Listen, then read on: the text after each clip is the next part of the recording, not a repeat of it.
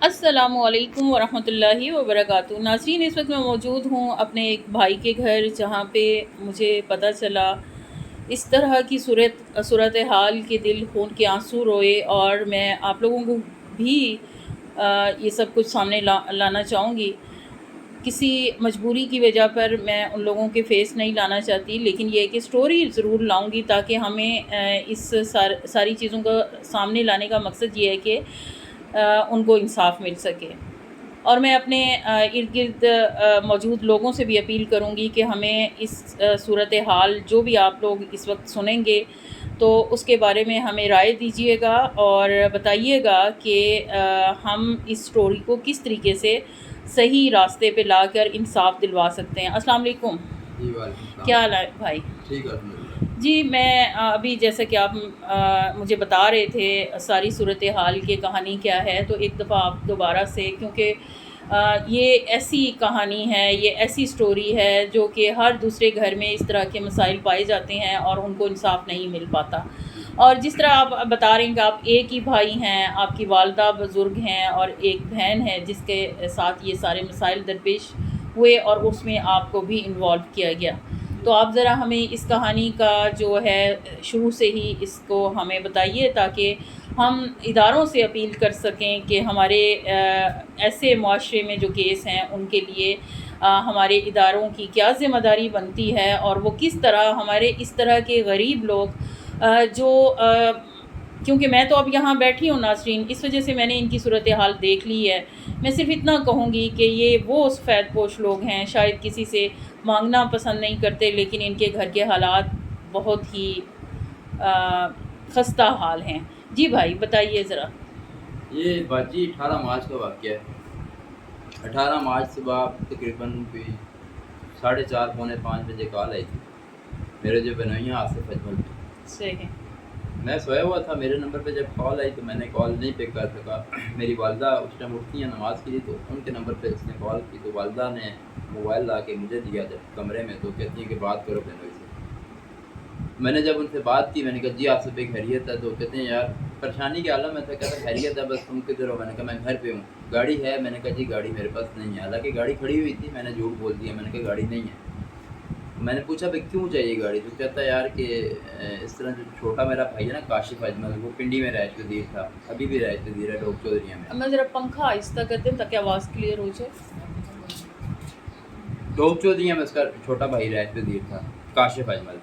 तो कहते हैं यार उसको पुलिस पकड़ के ले गई। तो मैंने पूछा, मैंने कहा क्यों पुलिस पकड़ के ले गई है? तो कहते हैं यार कि कोई उसके दोस्त का मामला था, लड़की का, उसके साथ ही जॉब करता है अहमद में, तो काशिफ अजमल का नाम बीच में है, तो पुलिस उसको ले गई है। तो मेरी वालदा और मेरी भाभी डर गई हैं इस वजह से, तो तुम उनको यार अपने घर ले जाओ किसी तरह। तो मैंने तो मेरा माइंड ये था कि यार मेरा बहनोई है, तो चलो बस इसकी ठीक है। वालदा और इसकी भाभी, जैसे उसकी माँ है तो मेरी भी माँ है, उसकी भाभी तो मेरी भी भाभी। मैंने इस नीयत से वहाँ पे गाड़ी भेजी इस्लामाबाद से। अच्छा, वो ड्राइवर को तो नहीं पता था कि मैंने किस फैमिली, मैंने उसको ये कहा था कि यार मेरी फैमिली के 2 लेडीज़ हैं, उनको लेके आना, साथ 3 बच्चे होंगे। तो ड्राइवर को तो नहीं पता था कि फैमिली में कौन सी लेडीज़ है और कौन सी लेडीज़ नहीं है। तो वो जो है कि मुतासरा जो लड़की थी आयशा रफ़ीक, वो उसको भेजा गया मेरे घर पे। जब वो 6:30 बजे गाड़ी यहाँ पे पहुँची, मुझे ड्राइवर ने कॉल की कि मैं बाहर आ गया हूँ, दरवाज़ा खोलें। तो जब दरवाज़ा खोला तो लड़की सामने खड़ी हुई थी। तो मैंने उनसे पूछा, मैंने कहा यार ये तो हमारे रिलेटिव्स नहीं हैं, तो किसको ले आए हैं? तो कहते हैं जी ये 2 लेडीज़ आई थी, लेकिन इनको बैठा के फिर आसिफ साहब से उन्होंने बात की कि जी आसिफ आपके बिनोई हैं? आसिफ मेरा बहनोई है। ठीक हो गया। मतलब जिस औरत ने बैठाया था ना, काशिफ अजमल की वाइफ ने बैठाया था लड़की को गाड़ी पे, तो उन्होंने फ़ोन करके बताया हाँ हमने आयशा को बैठा दिया गाड़ी में, तो ये इस गाड़ी का नंबर ये है और गाड़ी में जा रही है ये। ठीक हो गया। तो जब वो लड़की आई, मैंने उससे पूछा बहन आप कौन हो? तो मुझे वो कहने लगी कि मैं साकिब अजमल, जो आसिफ अजमल का सबसे छोटा भाई है, जो बहावलपुर का रह पज़ीर है यानी वहीं पे। आपके बिनोई का सबसे छोटा भाई। जी, मेरे बहनोई का सबसे छोटा भाई साकिब अजमल। ठीक हो तो गया। मैंने उससे पूछा, मैंने कहा बहन आप कौन हो? तो वो मुझे कहने लगी कि मैं साकिब अजमल की मिसेज़ हूँ, निकाह उसके साथ मेरा निकाह हुआ है। तो मैंने उसको कहा कि कैसे निकाह हो सकता है? तो वो तो ऑलरेडी मैरिड है, 2 बच्चे हैं उसके। उनकी शादी को कितना अरसा हुआ था? काशिफ अजमल की, साकिब जो अजमल। नहीं, जो लड़की यहाँ भाग के आई उसकी शादी साल 1.5 साल जैसा आप बता रहे थे कि वो 1.5 साल 1.5 साल, यानी मैरिड लाइफ से पहले उनके- से वो मैरिड थी और वो यहाँ भाग के आई लेकिन थी। मुझे तो नहीं पता था कि वो मैरिड है। ठीक हो गया। मैंने तो उससे जब सवाल किया तो पता चला कि वो कहती है कि मैं साकिब अजमल के साथ निकाह में। तो मैंने उसको कहा कि बेटा अगर आप निकाह में हो तो मुझे निकाह फॉर्म शो कराओ, आपका निकाह फॉर्म आपके पास होगा। तो कहती है कि मेरे पास नहीं है, वो साकिब अजमल के पास है। तो साकिब अजमल तो ऑलरेडी थाने में था, इसी असना में वो पकड़ा गया था। और काशिफ अजमल को भी पुलिस लेके जा चुकी थी। लड़की इन्होंने छुपा दी थी काशिफ अजमल के घर, जो लड़की मेरे घर भेज दी। तो जब मैंने उससे निकाह फार्म का पूछा तो वो निकाह फार्म मुझे नहीं दे सकी और झूठ बोलती रही। इसी असना में उसने अपनी एक दोस्त को कॉल की मेरे घर बैठ के। तो उस दोस्त से जब दोस्त आप क्लियर करें ना, उस लड़की ने अपनी एक दोस्त को कॉल की। जी, उस लड़की ने हाँ। पहले तो मेरी अम्मी का नंबर यूज़ किया। तो मैंने उनको कहा बेटा आप मेरी अम्मी का नंबर यूज़ ना करें, मेरे मोबाइल पे कॉल करें जिसको से भी करनी है। तो मैंने उनको जब अपना मोबाइल दिया तो उन्होंने एक सायरा नामी लड़की है बावलपुर में, जो उन्होंने कहा कि जी ये ज़राअत के किसी महकमे में 21वें ग्रेड की ऑफिसर हैं और ये मेरी दोस्त हैं। इस वाक़े का सायरा, आयशा और ये साकिब अजमल, इन तीनों को पता था कि हम ये काम कर रहे हैं। तो सायरा से जब मेरी बात हुई तो उन्होंने कहा कि ये इनका निकाह नहीं हुआ भाई, ये झूठ बोल रही है क्योंकि ये ऑलरेडी शादीशुदा है और अगर इसने निकाह कर लिया है तो ये गलत है, निकाह के ऊपर निकाह नहीं हो सकता। तो ये बात तो मुझे भी पता कि निकाह के ऊपर निकाह नहीं हो सकता। तो फिर उसने सच बोला कि हाँ मेरा निकाह नहीं हुआ, लेकिन मैं साकिब अजमल के घर पे, काशिफ अजमल के घर पे रहत पजीर थी पिंडी। तो मुझे आसिफ अजमल ने वहाँ से यहाँ भेज दिया कि आप वहाँ पे जाओ, मेरे साले का घर है वो, तो मैं 2 बजे तक आके आपको पिक कर लूँगा। दिन 2-2:30 बजे जिस टाइम मेरे बहनोई बहावलपुर से मेरे पास पहुँचे तो इस लड़की का मैंने एक वीडियो बयान रिकॉर्ड कर लिया था अपनी सेफ्टी के लिए, क्योंकि आपको लग रहा था कुछ गलत हो रहा है। जी, मुझे लग रहा था कि कुछ गलत हो रहा है। मैंने अपने दोस्तों से भी रब्ता किया, मैंने ये सारे लोग यहाँ पे मौजूद हैं और अल्हम्दुलिल्लाह सारे जिंदा हैं और सारे इस बात की गवाही भी देंगे जी, ठीक है। तो मैंने अपने दोस्तों से भी रब्ता किया, मैंने उससे एक पेपर के ऊपर एक बयान लिखवा लिया था और एक वीडियो बनवा ली थी अपनी सेफ्टी के लिए कि मैं इस चीज़ में इन्वॉल्व नहीं हूँ। जब 2-2:30 बजे मेरा बहनोई मेरे घर पे पहुँचा तो मैंने लड़की को, बहनोई को और ख़ुद पिंडी चला गया पुलिस वालों के पास, लड़की को पुलिस वालों के हवाले करना है। लेकिन वो मसला कुछ ऐसा हुआ कि मैं लड़की को पुलिस वालों के पास नहीं पहुंचा सका क्योंकि फिर बहनोई ने और एक यहाँ दोस्त हैं यहाँ पे लीगल एडवाइज़र से रब्ता किया। तो बकौल वकील के जब उन्होंने मशवरा दिया कि ऐसे अगर आप लड़की भेजते हैं तो ये सही नहीं है आप लोगों के लिए, मतलब इनके जो 2 भाई अंदर हैं तो वो हो सकता है कि बाहर ना निकल सकें, बेहतर ये है कि आप 164 का बयान करवा लें। तो वो 164 के बयान कराने तक जो है कि ये सारा मामला इधर इन्होंने 164 के बयान कराए टेक्सला में, जो बयान नहीं हो सके यहाँ पे, जो बयान होने थे आधे बयान हुए। फिर यहाँ की जो अदालत है वो सब यहाँ डॉक्यूमेंट पड़े होंगे। आईओ को तलब किया था, ये तकरीबन 27 मार्च को आईओ ने यहाँ पे आना था, यहाँ आया था। 27 मार्च से पहले 24 मार्च को मेरा बहनोई के साथ झगड़ा हो गया था। मैंने उनको कहा था यार मुझे क्यों इन्वॉल्व किया इस चक्कर में, मुझे मतलब क्यों इन्वॉल्व किया इस केस में, मैं तो बेगुनाह हूँ, मेरे साथ जाके आओ पुलिस स्टेशन जाके। आपके घर का सहारा लिया, आपका सहारा लिया, मेरा सहारा लिया, मेरे घर का सहारा लिया मैंने, जिसकी वजह से आप इन्वॉल्व हो गए। जी, इसी बात पे मेरा झगड़ा हुआ बहनोई के साथ कि यार मैंने आपका क्या बिगाड़ा था, मुझे इस केस में क्यों इन्वॉल्व किया, मुझे सच बता देते था यार ये मामला, झूठ बोल के क्यों मेरे घर लड़की भेजी। मेरा इस बात पे उनके साथ तकरीबन 2.5 से 3 घंटे कोहिनूर मिल के सामने, ये इतनी पुरानी बात नहीं है, ताज़ी बात है, तकरीबन महीना 1.5 हो गया। हाँ, ये आप केस जब स्टार्ट हुआ कौन सी डेट को स्टार्ट हुआ, यानी ये सारा मामला जो आप बता रहे हैं ये 18 मार्च के बाद से सारा मामला, यानी 18 मार्च 2023 जी ठीक हो गया। कोहिनूर मिल रोड के, कोहिनूर मिल का जो गेट है उस गेट के सामने मेरा बहनोई के साथ झगड़ा हुआ रोड पे, और ये तकरीबन 2.5 से 3 घंटे झगड़ा होता है वहाँ पे। बात पे कि आपने मुझे क्यों इन्वॉल्व किया वहाँ के कैमरे, अगर सीसीटीवी कैमरे होंगे, अगर वो कैमरे भी आप कोई अगर उसमें निकलवाएंगे पुलिस वाले तो उसमें रिकॉर्डिंग आएगी।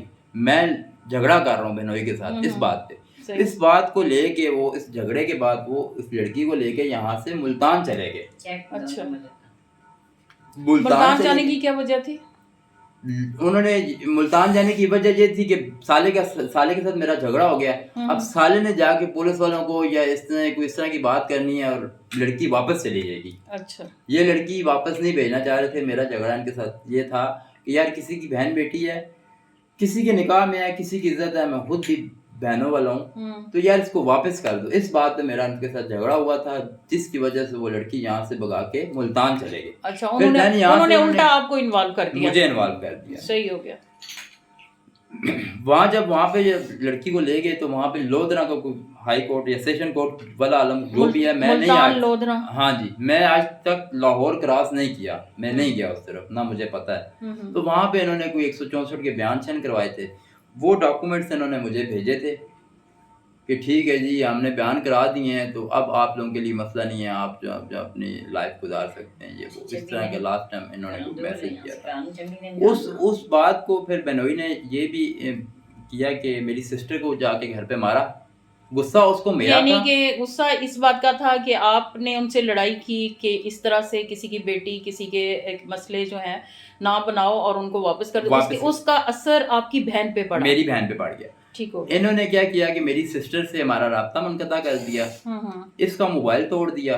सही हो गया। बीच में ईद आ गई छोटी।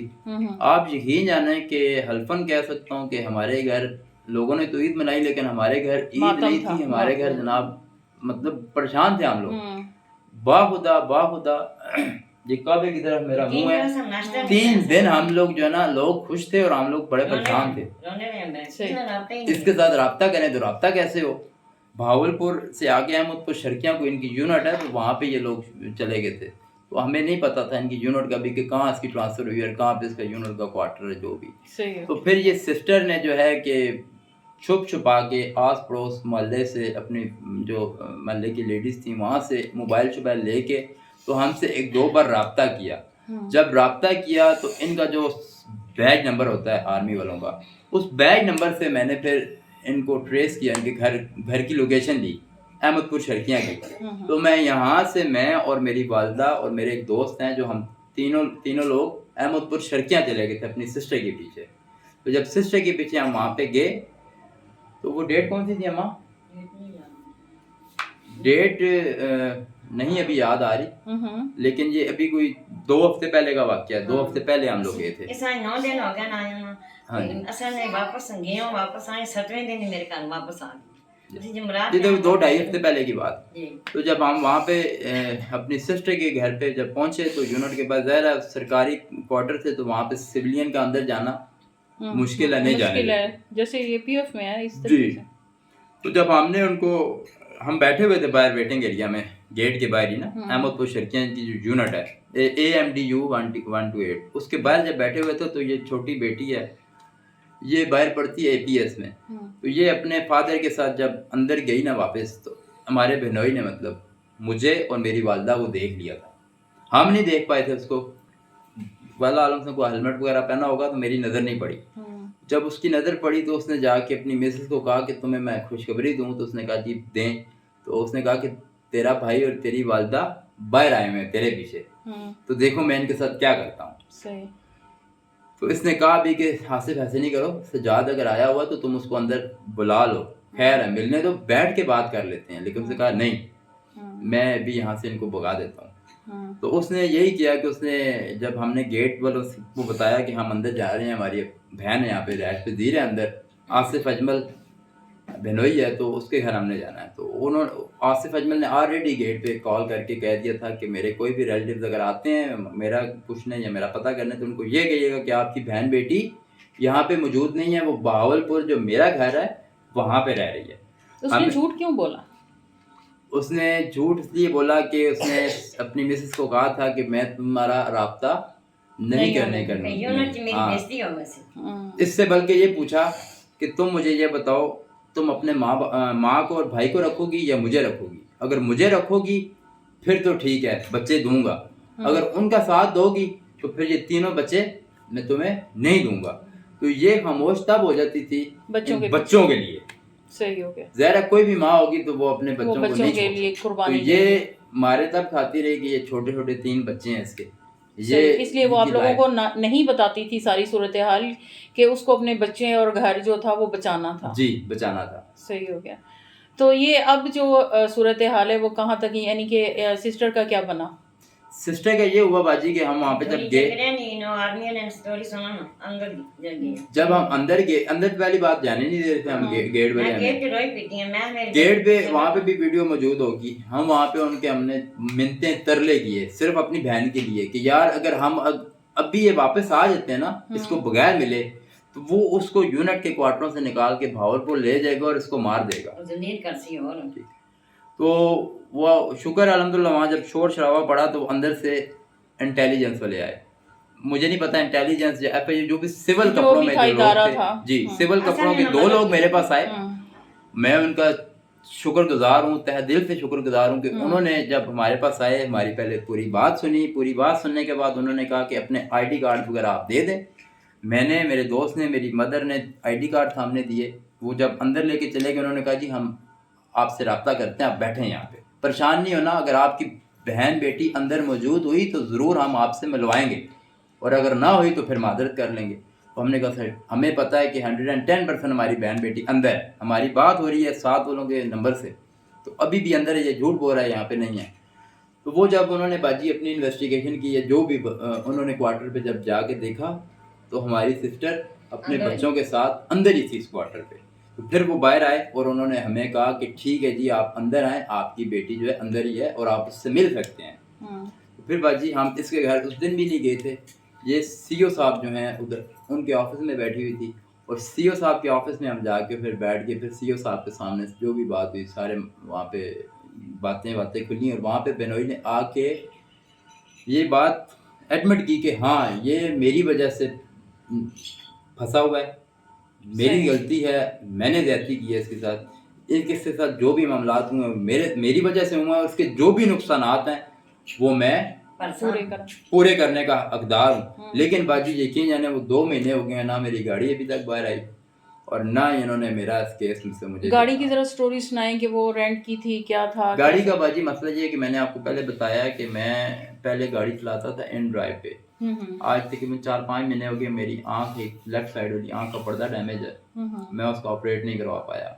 ऑपरेशन मैंने करवाना था, मुझे रमज़ान में एक 2 दोस्त थे, उन्होंने कहा था कि यार हम तेरा ऑपरेट करवा देंगे, लेकिन वो रमज़ान में ये मसला हो गया जिसकी वजह से मैं ऑपरेट नहीं करवा सका, परेशानी की वजह से। तो गाड़ी रखी हुई थी बाजी, एक इन्वेस्टर है, मैं वैसे भी रेंट का काम करता हूँ, 2-4 गाड़ियाँ मैंने इन्वेस्टर्स की रखी हुई थी, लेकिन अभी कम की हुई थी काम शाम ना होने की वजह से।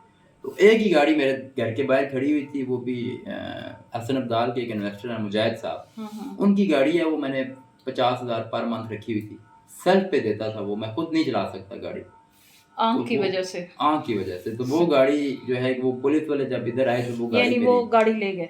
हाँ गाड़ी इसी चक्कर में लेके कि ये गाड़ी अगवा किसमें यूज हुई है, लेकिन गाड़ी के अंदर ट्रैकर लगा हुआ है, ठीक है, ट्रैकर बताएगा कि मैं 15 या 16 मार्च से, यानी आप उस गाड़ी की वजह से भी परेशान हैं? हाँ जी, मैं उस गाड़ी की वजह से भी परेशान हूँ। सेकंड आपको मुलविस किया गया, मुझे झूठा इस केस में फंसाया गया, उसके लिए आपको इंसाफ चाहिए। मुझे बिल्कुल इंसाफ चाहिए, और जहाँ पे भी कहीं जाना पड़ता है, अगर कहीं बात करनी पड़ती है तो मैं अल्हम्दुलिल्लाह प्रूफ के साथ आपने मैं बात जैसा कि मुझे भी इस चीज़ का हल्फ दिया कि आपने कहीं झूठ नहीं बोला, आपने बिल्कुल सच बताया, मैं सच्चाई है। तो मैं नाजरीन से भी ये और अपने इदारों से भी ये अपील करूँगी कि आपने हमारे इस भाई की स्टोरी सुनी, अभी मज़ीद हम अपनी उस माँ से भी बात करेंगे, बहन से भी बात करेंगे, लेकिन ये इस घर का वाहिद भाई है जो कि इस माँ का बेटा है, तो इस सूरत हाल को आप समझ सकते हैं कि इसके ऊपर बहन, अभी स्टोरी मेरे ख्याल में कंप्लीट नहीं हुई भाई, आपने उनके डिवोर्स की बात नहीं की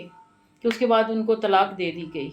जी, इनको इसने जो है 2 तलाकें दी हुई थी पहले की ना, तो जब हम उधर वो भी गुस्से में इसी तरह के इसमें हालात की वजह से इस मामले से पहले की आपस में भी इनका झगड़ा हो रहा था। अभी आप इसकी कंडीशन देख सकती हैं, ये चल नहीं सकती, बिल्कुल ऐसे। तो ये इसको काफी तशद्दुद करता था, सिर्फ ये बच्चों की वजह से ना खामोश थी, ये बताती नहीं थी हमें। इसको पता था कि मैं अगर घर बात करती हूँ तो जाहिर है कोई भी भाई या कोई भी बाप अपनी बेटी को ऐसे तो नहीं छोड़ता ना। बिल्कुल। तो ये इस वजह से ना अम्मी से ये बात आपके शेयर वालिद करती साहब की थी। डेथ को कितना अर्सा हो मेरे गया? वालिद साहब को डेथ को भी तो 7-8 महीने हो गए। ये जुनाई साल हो मैं से 14 जुनाई साल हो से। अच्छा, ठीक हो गया। जी। अम्मा जी, आप ज़रा हमें बताइए कि इस सारी सूरत हाल के बारे में आप इंसाफ चाहती हैं, क्या कहना चाहिए? हमने कहा बेटे ठीक है, इंसाफ चाहिए बेटे, सामने घूम ज्यादती हुई है, इतनी ज्यादती हुई है, खाम खा मेरे दामाद सा फिर फसाया में मेरे बेटे इस्तेमाल किया सो उन्हें सा इंसाफ चाहिए मेरे बेटे। इतना सा ते कर्जा चढ़ गया, असा ने पैसे नहीं हो, लोगों ने पैसे, जिन्होंने पैसे करके चला गया उन्हें आने के पैसे दे रहे। मेरी बेटियां धमकियां देना, पैसा तो मैं ना देना, सामने भी ना आना, सामने क्यों उन्होंने नहीं तो आना? ये कहा था कि मैं सारी क्यों मैंने मेरी जी। वजह से ये जी। बच्चा फंसा है, जी। तो इस वजह से मैं सारी जिम्मेदारी लेता हूँ, जी। करता हूँ। तो क्या किया उसने? उसने आर्मी ने सामने टिके है कि मैं करना, मेरी गलती। घर जाके बीवियां कहना मैं तेरे भाना कर बयान देना, पैसे से थे आए नो 4-5 लाख रुपया मंगना है मेरे को खाना है, ये करना है, गलत गलत गना करना है ना। फिर आपकी बेटी को तलाक दे दी? जी, तलाक ते पहले 2 तलाक देती हैं मेरी मां, पहले पता पहले भी हालात कुछ ठीक नहीं थे, ते और बाहर इस वाक़े के बाद उन्होंने ये तीसरी तलाक दी? 2 ही होने ना, तीसरी रहनी है। अच्छा, अभी तीसरी जी, रहती 2 है। ही होने तलाक। सही हो गया, और सही। वो झूठा इंसान है, मानना भी नहीं, इतना झूठा इंसान है, फरेबी इंसान है। इधर किसान यात्री बच्चे चले, वो तो उनका अल्लाह ताला से ही मामला है, जिस तरीके से भी है। आपको इंसाफ चाहिए, इंसाफ चाहिए ना, मेरी बेटी इदारों से अपील है तशद्दुद कि करना मेरी इन बेटी लोगों पे। के केस को जो है वो देखा जाए, और इस माँ की जो हालत है या इस भाई की, और हमारे साथ ये वो बहन भी मौजूद हैं जिनके हस्बैंड आसिफ की यहाँ बात हो रही थी और उनकी फैमिली की बात हो रही थी, या जो स्टोरी सुनाई गई है। मैं उनके बारे में भी थोड़ा सा बता दूं कि उनको इतनी ज़्यादा उनके साथ ज़्यादती की गई कि उनकी टांगें डैमेज हो चुकी हैं, वो चल नहीं सकती, सहारा ले के वो चलती हैं, वो तकलीफ़ में हैं। उनके 3 बच्चे हैं, 2 बेटियां और 1 बेटा, जिसकी वजह से वो जो है इन सारे हालात को बर्दाश्त करती रही हैं। जी बहन, आप क्या कहना चाहेंगी? थोड़ा सा आप मूव करेंगी, नीचे नीचे आएँ ज़रा, चल के दिखाएं। बेटे सही भी किया सना कि मैं इस तरह मार मार के मार दे सन, अब मार सकता है। ये हमारी बहन जो हैं ये प्रॉपर चल नहीं सकती, इनकी टांगें, हाथ आप जैसा कि देख रहे हैं कि ये सहारे से चलती हैं। इनको वो पकड़ाएं, ये ना गिर जाए। हाँ, सब कुछ पता है। हाँ, ये जो हैं ये तशद्दुद इतना किया गया, इनको पीटा गया, इनकी पेट पे मुक्के मारे गए, इनकी टांगों पे तशद्दुद किया गया, जिसकी वजह से इनकी टांगें जो हैं वो अब काम करना छोड़ गई हैं।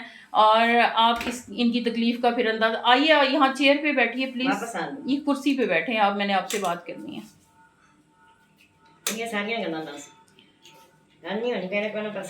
ये जी आसिफ की वाइफ हैं जो कि इस भाई के सर पे आके अब बैठी हैं, अब ये उनकी कफ़ालत करेंगे। जी बहन, बताइए ज़रा इस केस के बारे में, जो यहाँ पे आपके भाई को भी मुलविस किया गया और आपके साथ भी ये सारी ज़्यादती हुई, क्या कहना चाहेंगी? जी बाजी, शुरू से ही मुझे हमेशा धमकाते थे कि मैं तुम्हारी माँ और तुम्हारे भाई को मारवा दूंगा, ऐसे मारूंगा कि तुम्हारी माँ यहाँ पे चला के लेके आएगी और अपने कंधों पे उठा के लेके जाएगी तुम्हारे भाई को। मैं उससे बहुत ज़्यादा डरना शुरू हो गई थी, हमेशा उसके सामने कांपती रहती थी, इसलिए बर्दाश्त करती थी कि 3 बच्चे मेरे मुझसे छीन लेगा बच्चे। मुझे हमेशा यही धमकाता था कि मैं बच्चे छीन लूँगा, तुझे देखने के लिए भी नहीं दूंगा। इस वजह से बहुत ज़्यादा परेशान रहती। वो आपका रिश्तेदार है? आउट ऑफ फैमिली है बच्चे। आउट ऑफ फैमिली रिश्ता की है? जी जी। ठीक है। कितना अर्सा हो गया शादी को? 2013 चाहिए शादी। 2013, 10 साल हो गए। 3 बच्चे हैं? 3 बच्चे हैं आपके, और इस टाइम आपकी ये हालत कर दी है, ये हालात है और ये हालात चल रहे हैं। इस वक्त आप क्या अपील करना चाहेंगी? बाजी, पहले भी मारता था पिंडी में, GHQ में था ना, उस टाइम भी इसने इतना मारा था मुझे कि मैं नहीं सुबह के टाइम उठ सकती थी। सामने वाली आई महल्ले वाली 7 लाख रुपया 7 लाख रुपया अपने भाई राशिद को भिजवाया हैदराबाद। तो मैंने उसे कह दिया, मैंने कहा अपने बच्चों के लिए कुछ ना बनाना, बस अपने भाइयों को भिजवाते रहना। तो उस बात पे इतना ज़्यादा इसने रमज़ान में मुझे मारा था, रोज़े के में थी, इतना ज़्यादा मारा था कि मैं उठ के चल भी नहीं सकती थी। बच्चों ने जो कांच वगैरह तोड़े थे, जग वगैरह गिलास वगैरह, बच्चों ने उठाए और झाड़ू शाड़ू मारे, मुझे होश ही नहीं था। उसने ज़रा नहीं ख्याल किया, इतना मार पीट करता था, बोलती नहीं थी कि बच्चे मुझसे, एक ही मुझे धमकी देता था, मैं बच्चे छीन लूँगा तुझसे, मैं बच्चे छीन लूँगा तुझसे। जी, यानी कि एक माँ के लिए यही होता है कि उसको अगर बच्चे, ज़ाहिर है बच्चों से अजीज तो उसको कुछ भी नहीं होता। बच्चों से अजीज भी, साथ मेरा एक भाई है, मेरे भाई के लिए भी कहता था मैं तेरे हाँ, भाई को भाई भी बर्बाद एक दूंगा, था, तेरे ज़ाहिर है पीछे बहनों कौन के लिए आएगा। भाई से बढ़कर क्या होता है, जी औलाद से बढ़कर क्या होता है, और एक माँ है उसके लिए उससे बढ़ के क्या होता है। तो ये है कि आप इन हालात को इसलिए सहती रहीं क्योंकि आपको इमोशनल ब्लैकमेल किया गया, इमोशनल ब्लैकमेल आपको करता था। टॉर्चर किया गया, आप पे तशद्दुद किया गया। और ये जो है इस वक्त, क्या ये कोई केस वगैरह आपका चल रहा है या कुछ इस तरह का है? अजी अभी कोई केस वगैरह नहीं किया हमने, हमारे अच्छा, पास इतना पैसा ही नहीं है जहाँ से करें। यानी आप लोगों के पास इतने पैसे ही नहीं है कि आप केस कर सकें या आप अपना कर हक सके मांग सकें या जी। बच्चों का हक मांग कितने महीने से ये अभी आप आई हैं मेरे ये ख्याल इसमें में? नवा देने में दे आए अभी आपको यानी कि भेज दिया गया है? जी खुद ही टिकटा करा के अभी भेजे सब खुद ही भेजा खुद ही भेज दिया है उसने केस वहाँ कर के। सकते मैं आ रही थी उस दिन, मेरे बेटे को कहा है, 10 साल का मेरा बेटा है, उसको कहा है कि अब बेटा कोर्ट में ही मुलाकात होगी। सही, ठीक हो उन्होंने गया। मुझे बेटे को कहा कि भेजा है कि अब कोर्ट में ही मुलाकात होगी। जी, ये थी आज की हमारी स्टोरी। आपने एक माँ की दास्तान सुनी, एक बहन की जिनके बच्चों के हवाले से थी, और एक भाई की जिसको इसमें इन्वॉल्व किया गया और उनको परेशानी लाहक है और लाहक की गई। जो वो बता रहे हैं कि लोग तो ईदें मना रहे थे और हम इस परेशानी में इस कदर तकलीफ़ में थे। तो ये इस घर की कहानी है, ये इस घर के फ़र्द हैं जो कि आप लोगों ने। मेरी और गल सुनो मेरी। हाँ जी, सुनाएं ये सुनाएं। आशा के बेटे मेरी कुड़ी नस के आई थी, हाँ उसने वालदैन भी सुनन 5-6 दिन मेरी बेटी निकाल रही है अमन पर चल किया ज्यादा टाइम और इसना बड़ा भरा आवे के ना अरशद अरशद अजमल मुल्तान रही है वो लड़की। इन्होंने को मौजूद है, उस निकाह करा के दस साकम अजमल ना निकाह हो गया, उसना खुला के जिस दूसरे दिन निकाह हो गया उन्हें। और ज्यादा टाइम उस मुल्तान से कढ़िया ये बेशक है सीसीटी कैमरे खुलवाओ नो सच सामने आवे। असाने बस वो सच है उतना बेटे सच सामने आवे, असि सच चाहते हैं। जी, एक माँ का ये कहना है कि हमारी तरफ से, और यकीनन स्टोरी सुनने वालों को भी इतना अंदाज़ा होगा क्या सच है, क्या हकीकत है, क्या इनको इंसाफ दिया जाना चाहिए। तो ये एक बेटे, एक माँ और एक बहन की कहानी थी, और इनके इस बहन के 3 बच्चे भी हैं छोटे से, अभी मेरे सामने यहाँ मौजूद है और मैं इनके घर में हूँ। और मैं ये स्टोरी करने का मकसद भी सिर्फ यही था कि अगर मेरी आवाज़ से किसी इदारों तक ये बात जाती है या उन लोगों तक ये बात जाती है जिन्होंने ये सब कुछ किया है, तो वो भी अगर इस चीज़ को, मामले को इस तरह से, इस नज़र से देखें कि इस सारे सिलसिले में इनको इंसाफ मिल सके। मैं तो सिर्फ़ इतना ही कहूँगी कि ये चालें कब तक कामयाब होंगी। हम इस ज़मीन पे रह के जब चालें चल रहे होते हैं, एक दूसरे के ख़िलाफ़ ये सब कुछ कर रहे होते हैं, जब ऊपर वाले ज़ात की चाल चलती है तो ये सारी चालें बेकार जाती हैं और अल्लाह ताला इंसाफ़ करता है और इंसाफ मिलेगा। इन लोगों के साथ जिस तरह के भी मामलात हुए, इसके लिए हम सब दुआगो हैं। इंशाअल्लाह जल्द ही इनकी आवाज़ ऊपर तक जाएगी और इनको इंसाफ मिलेगा और इनकी जो तकलीफ़ है, जो परेशानी है, वो कम होगी। और मैं आप लोगों से भी ये रिक्वेस्ट करूँगी कि मेरी इस वीडियो को शेयर करें ताकि ये ऊपर तक बात जाए और इस मामले को ऊपर तक ले जाने के बाद हमारे इदारे भी कुछ एक्टिव हों और इस मामले को देखें, हमारे इस भाई को, इस माँ को और इस बहन को इंसाफ मिल सके।